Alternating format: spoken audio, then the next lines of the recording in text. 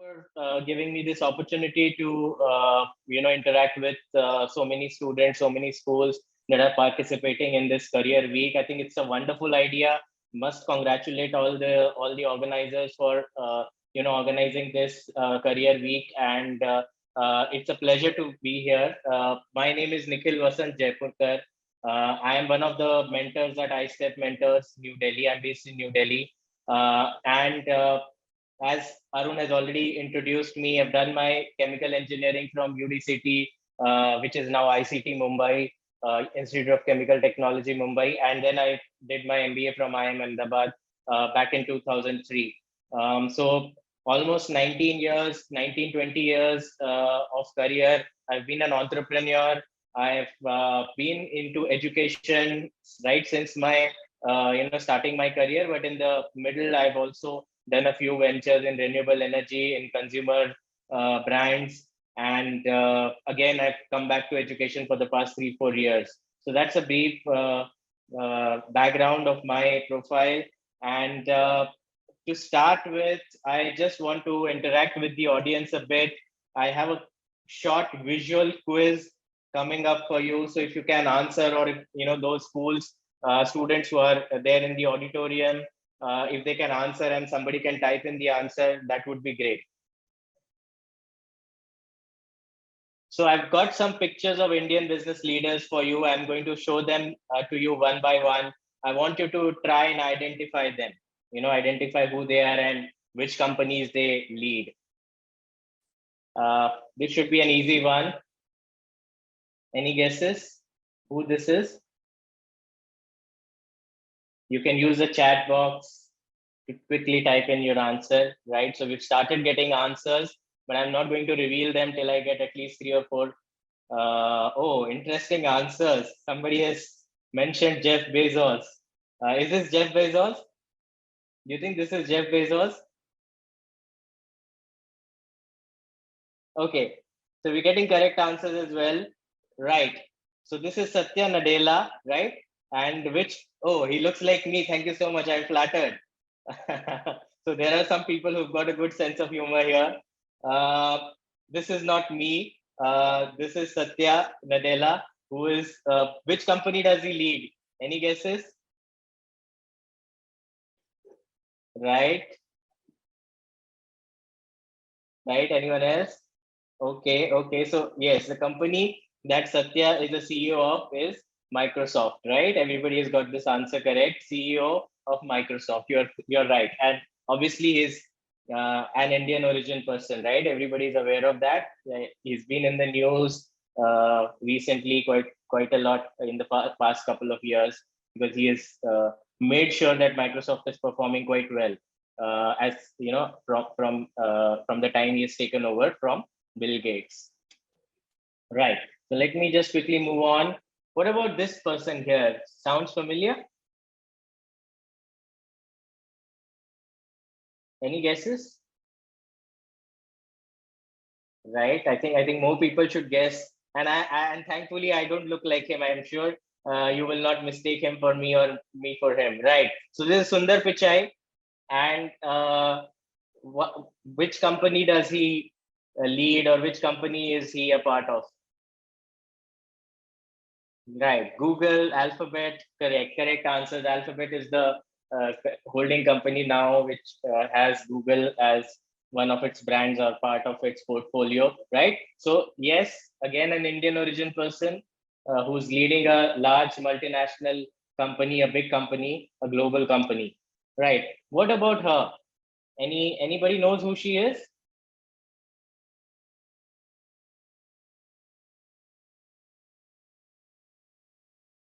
Right, we've got a few answers. Right. Yes, you're right. Right. So any final guesses who this person is?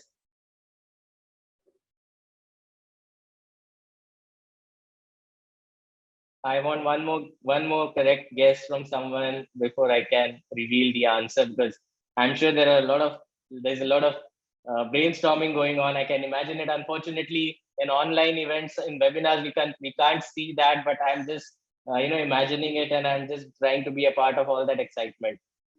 Come on, one more guess. Who is this? Yes, this is Indra Nui. Indra Nui, who is the ex-leader of PepsiCo. I think she is not helming that job right now, but she was a few years back. So this is again someone from India, as an Indian origin person who has led a big multinational company at the top, right? Now this one is probably a difficult one, a tricky one. I don't know if somebody will be able to guess this. Who is this? And which company does he lead?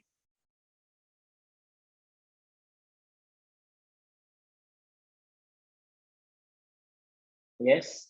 Any guesses? Any guesses?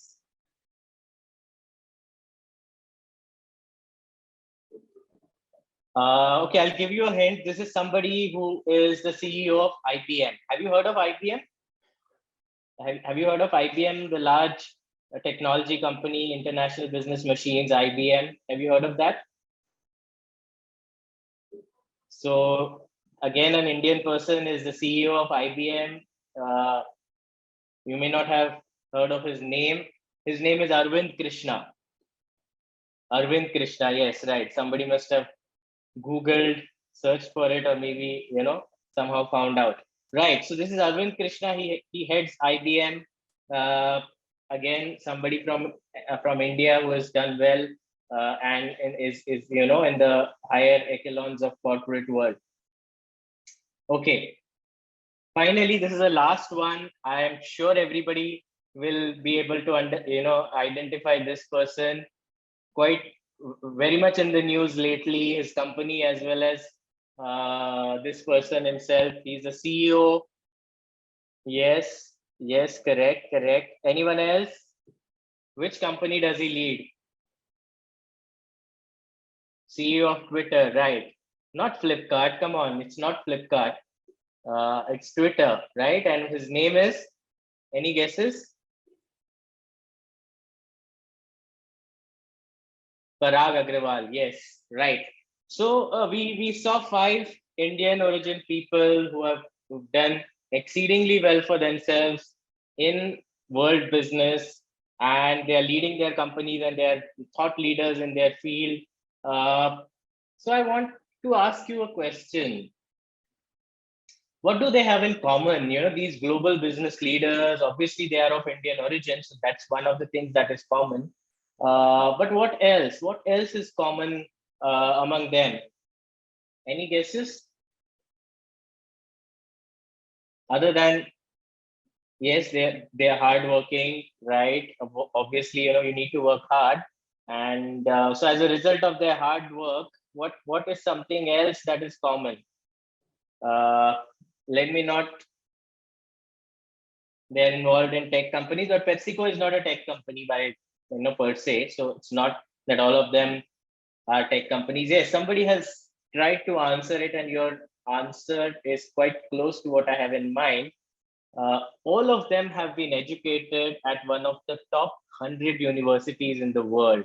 Not only have they studied at reputed universities abroad, but specifically they've studied at some of the top 100 universities in the world. But few of them have studied even at a couple of them. Not just one, but couple of them. So let's take a look at how their education at a reputed university might have helped them to be where they are today. So these are the details. Satya Nadella has done an MBA from Chicago Booths, which is like maybe the top 1 or 2 schools in the world today for MBA. Sundar Pichai has done his masters from 2 universities, Stanford University as well as University of Pennsylvania. Indra Nui is from Yale University. Have you heard of these names? Have you heard of these reputed universities that you see on the screen? Yeah, I think most of you would have heard of these universities. These are all reputed top ranking universities, top 10, top 20, top maybe top 20, that's it. And University of Illinois at Urbana-Champaign, UIUC, Stanford University. So all these universities, they are some of the top universities in the world, and these Indian origin people have studied at these universities and they've done well for themselves, and they've become leaders in their field. So what does this tell you? I think it is very important that you study at reputed universities, and if you do study and you work hard and you get into a top 100 university in the world, uh, there are chances that you will become a leader in your field. It could be technology, it could be consumer goods, it could be FMCG, it could be anything. But if you do, if you study from one of the reputed universities, you will definitely do well in your chosen career. So let's see how we could get into a world top 100 university, and whether it is easy, it is difficult, or how easy it is or how difficult it is, right? So let's take a look at that. That is my topic for today's session, and that is what we are going to focus on today. So I'm going to talk about some of the myths first. Myths about international education. Myths means misconceptions or some of the ideas that students and parents have, or even sometimes teachers have about international education, but they may not be true. So I want to do a quick show of hands, or quick, uh, I want to get some comments from you. So how many of you feel that it is not safe to study abroad? Do you think that it is not safe to study abroad? If you feel it is not safe, just type yes, I think it is not safe, or I think it is risky to study abroad. Okay, so somebody is saying it is safe. Okay, so you've basically done my job. You've already answered the question that it is safe. Okay, how many of you feel that Indian students don't do that well internationally? Do you think Indian students don't do well internationally, or when they go for international education?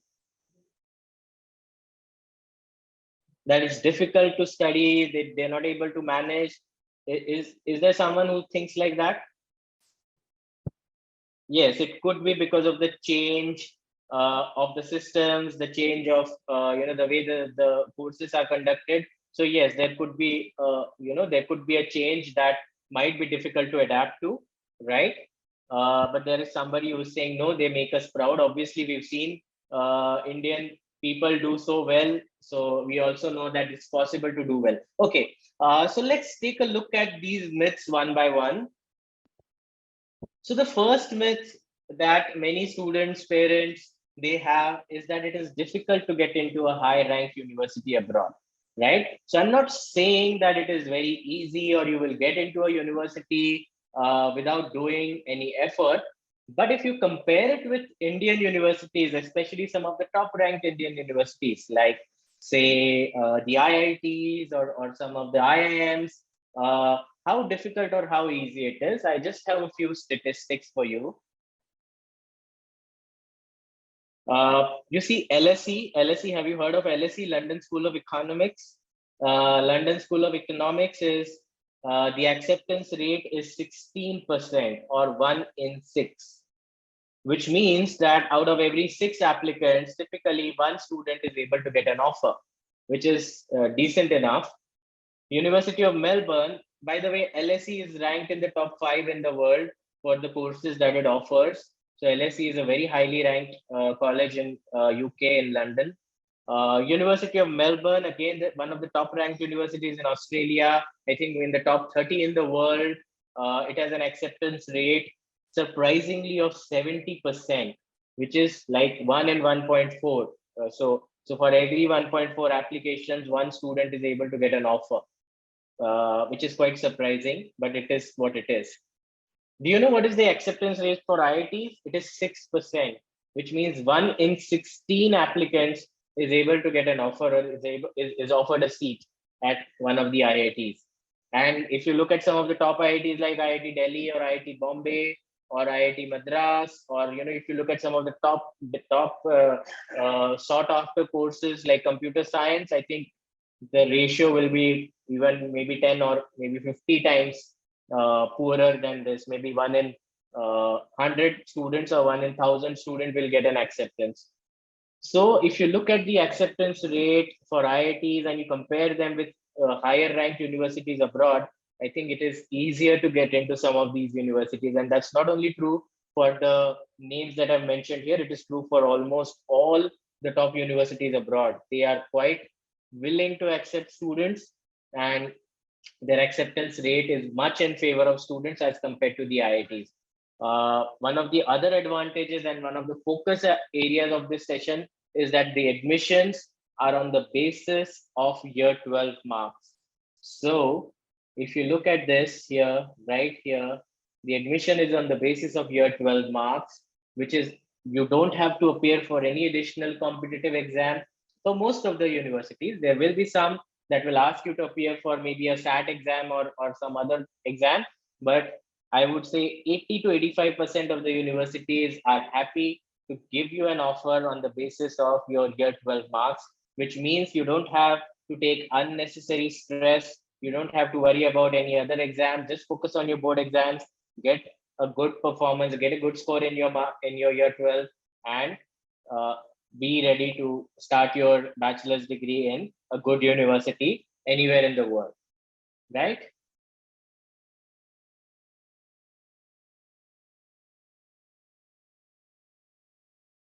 Let's go on to the second myth now. Can I afford it? Obviously, international education, as we know, you have to go there, you have to study, you have to live there. So you've got tuition fees to take care of, you've got living expenses, and not everybody can afford it. And that is something that, how do I remove this? I don't know. Anyways, let me. Okay, what is the reality? I think if you look at it from the point of view of return on investment, then the numbers will be very clear. A starting salary for somebody in India, a fresh graduate in India, if you graduate from one of the top colleges, the salary might be, say, around INR 6 lakh per year, right? A per annum salary of INR 6 lakh. But whereas the average annual starting salaries abroad, if you look at Australia, $50,000, in the UK, 30,000 pounds, in Canada, 45,000 Canadian dollars. If you look at the salary is about 27, 28, 29 lakhs per annum. And this is the starting salary for a fresher. So you can imagine the difference, the magnitude of difference in your earning potential just because you've completed your education from a developed country, and you're starting your first job in a developed country as compared to India, the difference is manifold. So if you look at return on investment, I think international education is affordable because you can get your investment back, or you can recover your money by working in that country for a couple of years, or for 2 or 3 years. If you work in that country, you'll recover all your investment. Also, there are scholarships available. Like somebody asked, what are the scholarship options? So there are scholarships available. There are tuition scholarships. There are full fee waivers available. There are accommodation scholarships that help you to reduce your cost of living. And there are part-time work opportunities which can help you to recover your living expenses. Finally, there are education loans that are offered by almost all the banks and financial institutions in India, which can help you to finance your education. The third myth, it is risky, it's not safe. Indian students have to face racism. I'll not say that this is something that is completely untrue, but our safety lies in our own hands. And if we know how to behave, and if we know, if we distinguish between safe behavior and unsafe behavior, definitely students from India can stay safe and enjoy life abroad without risking their safety. Universities are also quite serious about maintaining a safe and secure environment for their students, not only on campuses but also outside. There's a lot of law and order. People follow the rules, people follow the laws, and I think it is something that is a top priority for governments. Some of the most popular cities like Melbourne, Sydney, London, Toronto, cities in the US, they are known to be some of the safest for not only for international students, but also for their own residents. So I think safety wise, security wise, you should not be concerned. It's as safe or as dangerous as we make it out to be. and it's as safe or as dangerous as it is in India. Myth number 4, and I did mention this right at the start, that do Indian students do well, or do they find it difficult to adapt? Does their performance suffer? So I think there is some truth to this, that there's a change of environment. Suddenly you are in a new country, in a foreign setting. The language is different, the teaching methodologies are different, the pedagogy is different. So definitely there is some adaptation that needs to be done, but I don't think it is something that is difficult. Students are able to cope, and Indian students are some of the most successful students abroad in any university. They are hardworking, they are valued as a part of the community, and they are, they're quite appreciated by the locals where they study, work, and live. And the testimony to that is that close to 800,000 Indian students are studying abroad right now. 800,000 is a big number. The students are studying in destinations such as Australia, Canada, the UK, USA, Europe, and as a part of the international student community, they have a significant say and significant proportion in terms of numbers of international students in any country. So I think students do quite well. Uh, so so definitely take some effort. Maybe a couple of months are required to get assimilated, to get accustomed to the changes. But students do quite well. Indian students do quite well internationally. This is something which is an important question. I'm sure every parent or every student does have this question, that should we go for undergraduate degrees, or should we complete our undergraduate education in India and then go for a master's degree? This is a valid question. There is no right answer or wrong answer for this. In fact, this is not a myth. This is a question, and this needs to be answered by every student and every family as per their personal circumstances. Let me tell you, my daughter is in class 10th right now.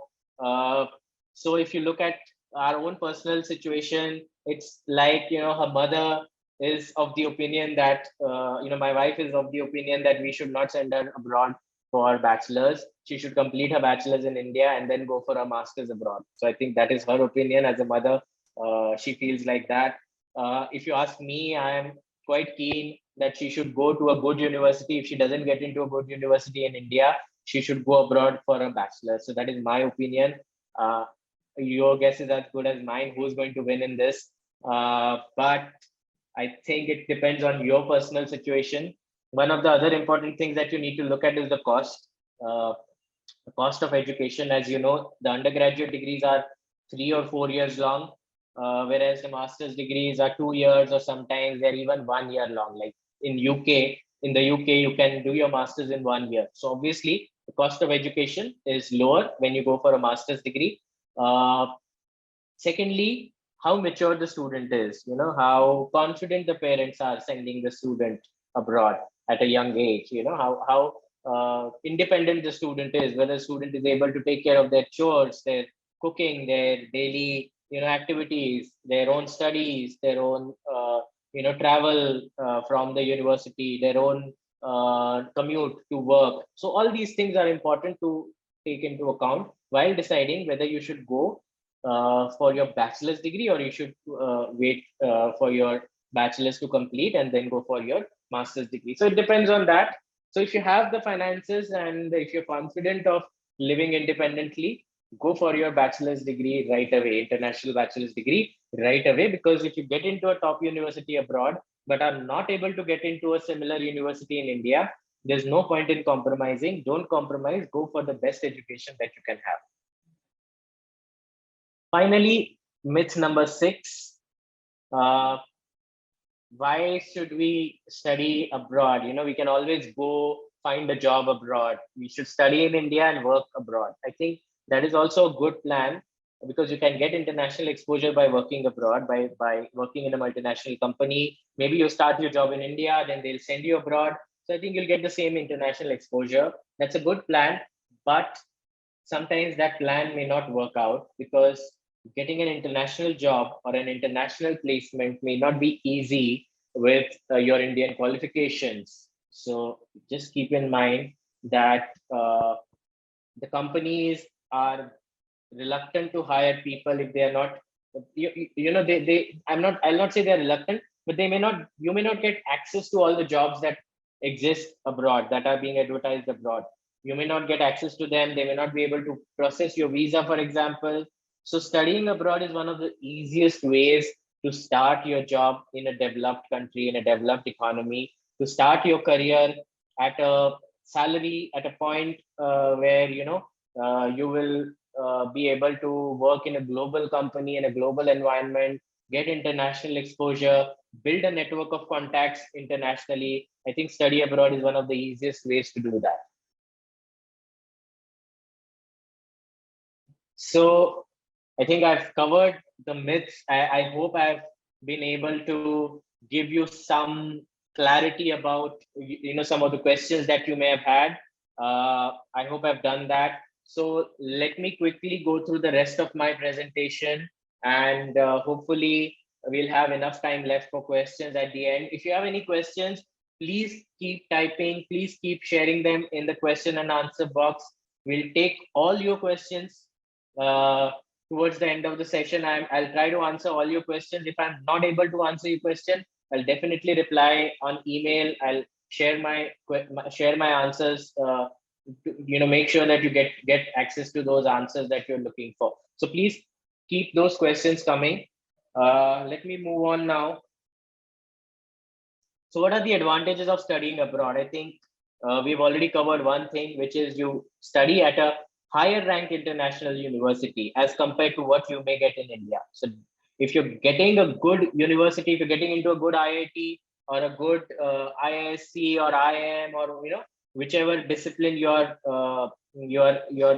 choosing to study your bachelor's, if you're getting into a reputed university in India, go ahead, do your bachelor's degree in India, because I think that will prepare you adequately and prepare you as well as what you will get in an international university. But if you're not able to get into a reputed university in India, do consider international options, because you might be able to get into a reputed and a better quality, a higher ranked university as compared to what you're getting in India. Obviously, when you study in a highly ranked university, you get access to better quality of education as well. So in terms of the infrastructure, in terms of the curriculum, in terms of the professors that teach you, in terms of the fellow students that study with you, I think you will definitely have a better quality education. Uh, there's a query. Is this session about studying abroad? Yes, this session is about studying at the top 100 university in the world. And so top 100 universities in the world, unfortunately, none of the universities in India are currently featuring in the top 100 universities in the world. I'm not saying universities in India are not good, but somehow they are not featuring in the top 100 universities rankings for XYZ reason. You know, they may not have participated in the surveys, or the criteria for marking would be different, and you know, Indian universities are not qualifying for that. So this session is definitely some for somebody who wants to explore options abroad and wants to find out how we can study abroad, right? So definitely I want to clarify that here. As I mentioned, you can get exposure to different cultures, different students from international. Like when you go to an international university, you will have students from China, from India, from Australia, from USA, from Canada, from the UK. You will have students from across the world. You will have students from Africa. You'll have students from South Asia, and the kind of exposure you will get to global culture, I think it's not possible to get that in an Indian university. You will get qualifications that are recognized the world over. You will get degrees that are valued anywhere in the world. So that is something that is a big advantage. Uh, as an international student, you will be able to get work experience because you'll be working part-time. You will be doing internships. You will be working during the summer. You will be working during all the breaks. So you'll definitely get work experience that will help you to cover your living expenses. There are scholarships and grants that you can take advantage of. You will also be able to, with your post-study work visa, you'll be able to get work experience. So that is something that is quite valuable. Let me elaborate a bit here. With almost every degree or every education that you complete abroad, you get an automatic post-study work visa, which is typically for 2 years or 3 years. Sometimes it is even more. In certain countries and for certain courses, you get a higher duration of or a longer duration of post-study work visa.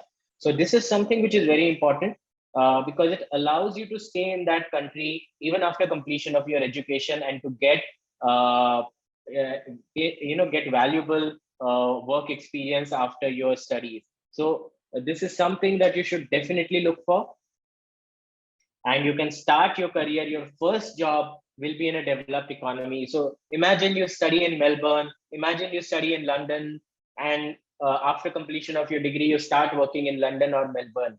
It's going to be a different boost, a kickstart for your career, a jump start for your career that you may not be able to get if you are studying in India. So think about that. And you will definitely be able to enjoy a better quality of life, because the infrastructure, the balance of work life, the great weather in some of these countries. For example, Australia is known for its wonderful weather, modern infrastructure, better quality of life. I think that is something that you will enjoy if you study in a top 100 university. So this is something, this slide covered the advantages of studying abroad. Now, what are the advantages of studying in a top 100 university? Just magnify this probably 5 times or 10 times, because you're studying in a top 100 university, you get the brand equity, you get a higher quality of education, you get better infrastructure. So all those things will be magnified 10 times or maybe 5 times higher if you study in a top 100 university. I don't like to, do names dropping, or I don't like to boast about it. But I think when Arun mentioned initially that I've done my MBA from IIM Ahmedabad, which is probably one of the top ranked schools for MBA, not only in India, but also internationally, globally, I think there was some brand equity that got associated with my profile, right? Because I've studied in IIM Ahmedabad, I've completed my MBA from IIM Ahmedabad. I think you guys would have got a little bit of brand equity that you would have attached because I've done my education from a top school. That is what I'm talking about. It's totally different how people treat you, how doors open for you, how your alumni, the alumni network helps you out. It's something that you need to experience. It's something that you need to, firsthand have a personal experience about it to understand how that helps you not only in your career but also in your life, in your self development, in your personal realization. I think that helps you out a lot. And all the things mentioned here, like quality of peers, you work with hard working students, you work with highly motivated uh, students, and the learning experience that it gives you, I think that is something out of this world. Obviously there's great infrastructure, good funding is available. So buildings, labs, libraries, I think they're all world class. You study at large, spread out, sprawling campuses across central locations, which helps you to have a good quality of education, a good experience actually, wherever you're studying. So I think these are all advantages of studying at a top 100 university. Uh, so I think I've done a lot of selling about top 100, good quality, but how do you achieve this goal? How do you start about it? How do you plan? What are the steps to be taken? So let's quickly take a look at that. So I think the first and the most important thing that you need to decide on is the destination. Where do you want to study? Which country? Because if you're not zeroed in on the country, I think the choices are too vast. The decision making is too confusing or complex. So first, decide on a country. How do you decide on a country? I'll give you some pointers, but again, it's a personal decision. think about it, do your research, zero in on a country, and then start looking for options in that country.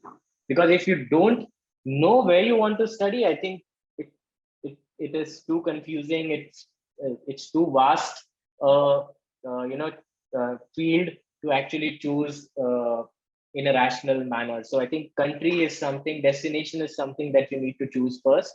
How do you do that? I think uh, most of the students that I have interacted with or I have counseled, 85% of the students, 80 to 85% of the students come to me with their choice of destination already done, already fixed. And most of the students decide that on the basis of family, close relations, close relations, relatives, or maybe some cousin or a sibling, an elder brother or an elder sister. So definitely 80-85% of the students decide on the basis of family or friends who have lived there. And that's a good way to decide. I mean, you have support system in a country, you have family members in a country. Please do take advantage of that and go for that country. Definitely that works. If you don't have family or if you don't have close relatives in any country, what do you do? Then you could decide on the basis of language. For example, if it's an English speaking country, it makes our study, our living, our job easy. So if you're choosing an English speaking country, good. That's a good way of doing that. Some of the most popular study destinations like the UK, Australia, Canada, the USA, these are all English speaking countries. So I think English as a language does help uh, to simplify some of the issues. Some of the other factors, I'll quickly go through them. Check out how easy or difficult it is to get the study visa. Check out whether you qualify the entry requirements, whether you are able to meet the criteria for admissions. So test scores, academics, extracurriculars, so on and so forth. Definitely something that you should look at is post-study work opportunities. This is very important. Make sure that wherever you are going for your studies, that country is allowing you to stay there after completion of education for at least a couple of years. I think 2 years is standard. Most of the countries are offering 2 years post-study work visa. So at least 2 years of study of a stay back right should be there. This allows you to stay in that country and look for a job even after you've completed your studies, and even if you don't have a job in hand after completing your education, you can still stay in the country and look for a job. This is very important. Affordability is again another parameter. Standard of living, how safe it is to live there, what is the quality of life, and what are the long-term stay options. So as post-study work visa is important, even long-term stay options are important. So how easy or difficult it is to stay there over a medium to long term. So PR, like green card in the US or PR in Canada or PR in Australia, are they offering it? How easy it is to get that? I think that is something that you should have in mind right now, because you never know, you might like it in that country. You might make all your friends there. You might make all your career connections there, your professional connections there, and you may not want to come back, or you may not want to leave it after your post-study work visa is over. So, okay, I think destination is done. Then what? What next? So once you've zeroed in on the country, I think it's quite simple after that. Make sure that you start planning early. Don't leave your decision to study abroad till your final results are out. You can get a conditional offer even in class 12, before you appear for your board exams, before you get your results. You can get a conditional offer and you can start working on that. So plan early. I think the ideal starting time is class 10th. If you're in class 10th, or if you've passed class 10th recently, start working on your application, start working on your profile, start start conducting your research and start collecting information. I think that is something that you should start right away. uh, Make sure that you're aware of the eligibility criteria. What is the academic percentage required? Do they require 70% in 12th? Do they require 80%, 85%? Are there any specific requirements? Because there are certain courses that require even 90% or 92% in your class 12. So make sure you know about that. What are some of the tests that are required? Because you will be required to take an English language test, for example, or you may be required to take SAT test, a subject specific SAT. So just know what cutoffs or what scores are required. Make sure you plan your finances. Be aware of the tuition fees, the living expenses, the emergency funds that are required, and make sure that you have enough money in the bank, or you have sources such as loans that will be able to fund those expenses. Always go with reliable agencies. Always make sure you're working with official university partners, because they'll be able to provide you honest and authentic guidance about this particular university that you are you're targeting. Go with official partners. Go visit a couple of agencies, maybe even more, and then choose on the basis of your the rapport that you're able to establish with them.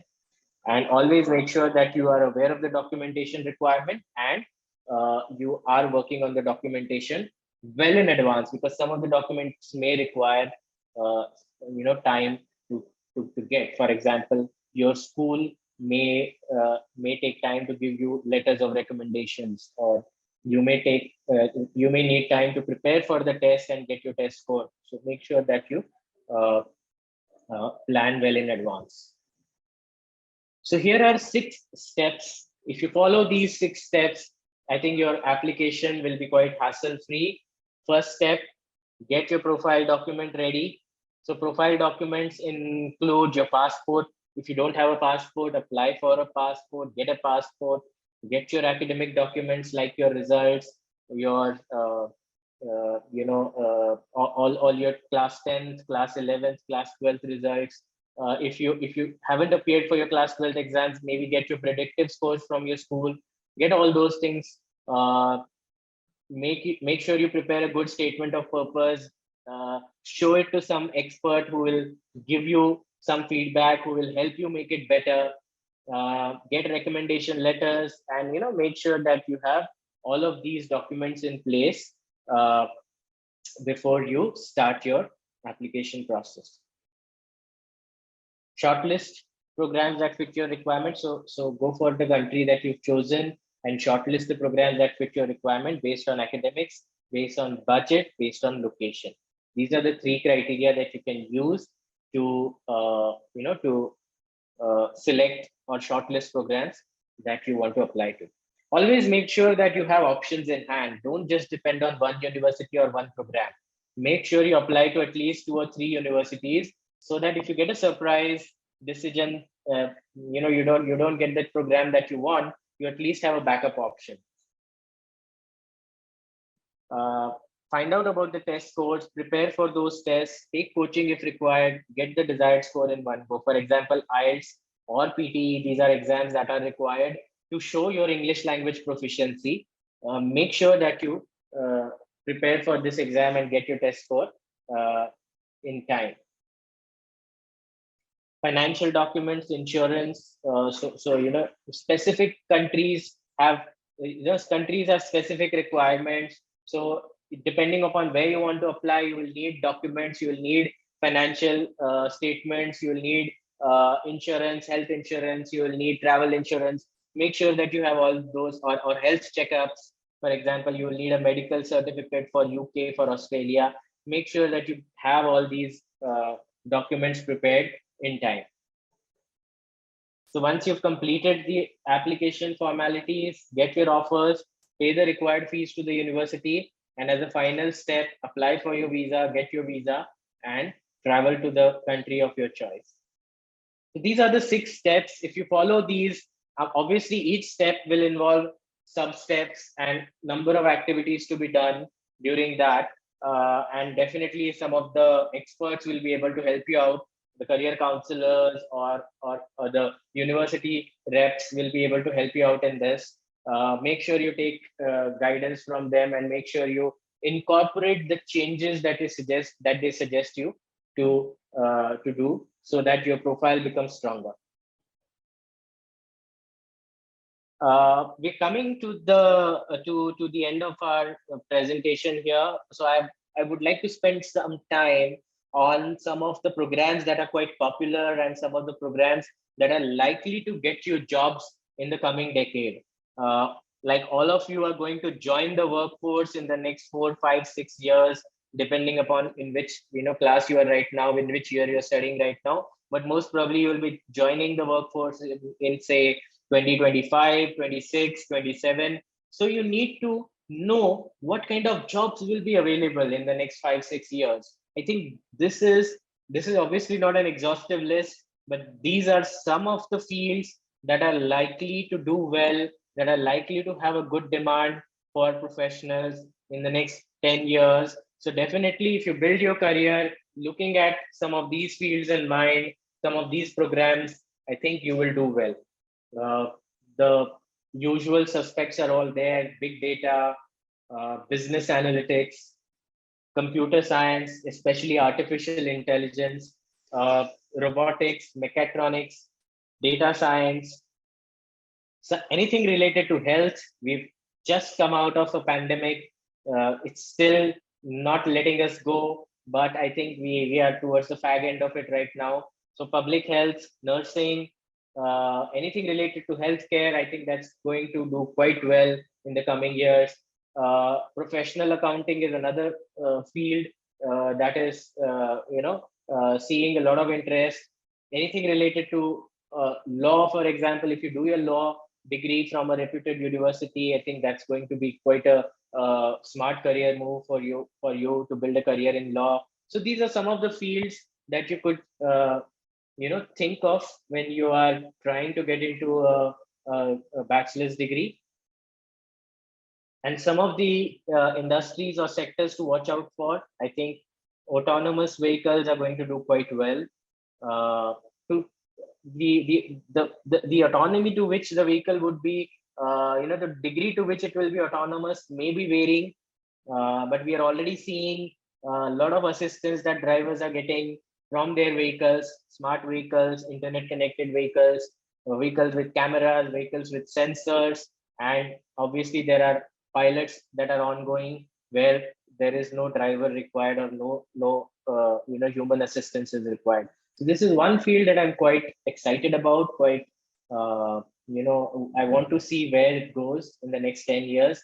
Electric vehicles, we are seeing a lot of electric vehicles in India as well. I'm sure you're aware of Tesla, which is one of the leaders in electric vehicle technology, battery technology, renewable energy, solar energy, distributed generation, energy storage. These are all fields I think that are going to do well. So if you somehow, if you get a qualification and you get your first job in one of these companies, I think you will do well. Robotics, again, we are seeing the progress that Boston Dynamics has done in robotics, in having their robot dog, robot mule, so many different types of robots they have created, and it's amazing what the technology can do. Anything related to computer science, cyber security, cloud infrastructure, networking, gaming, software, I think these are evergreen fields. Logistics is something we've seen supply chain issues because of the pandemic, because of the wars. We are seeing that supply chains are very important, and therefore countries, companies, industries are going to invest a lot in making sure that they have robust logistics. So anything related to supply chain, I think that's going to do well. Smart manufacturing. So this essentially brings me to the end of our session, by the way. But I just want to talk about iStep, mentors, and our High Achievers Program, HAP. HAP stands for High Achievers Program. Just one last slide, and then we'll open to questions. Open the session for questions. iStep is a program for top academic performers. We are already in many schools in India, across India, in colleges and schools across India. Uh, the admissions are on the basis of year 12 marks. As I mentioned, there's no additional exam to be taken. There are some assured scholarships that help you to reduce your cost of education. And we want to bring global bachelor's degrees within reach of deserving students from India. So definitely that is our goal, that is our mission that we are working towards. Uh, you may not be aware, or very and some students are aware, but very few students try that.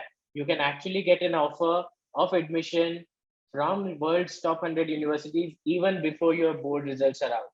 So that's the right approach.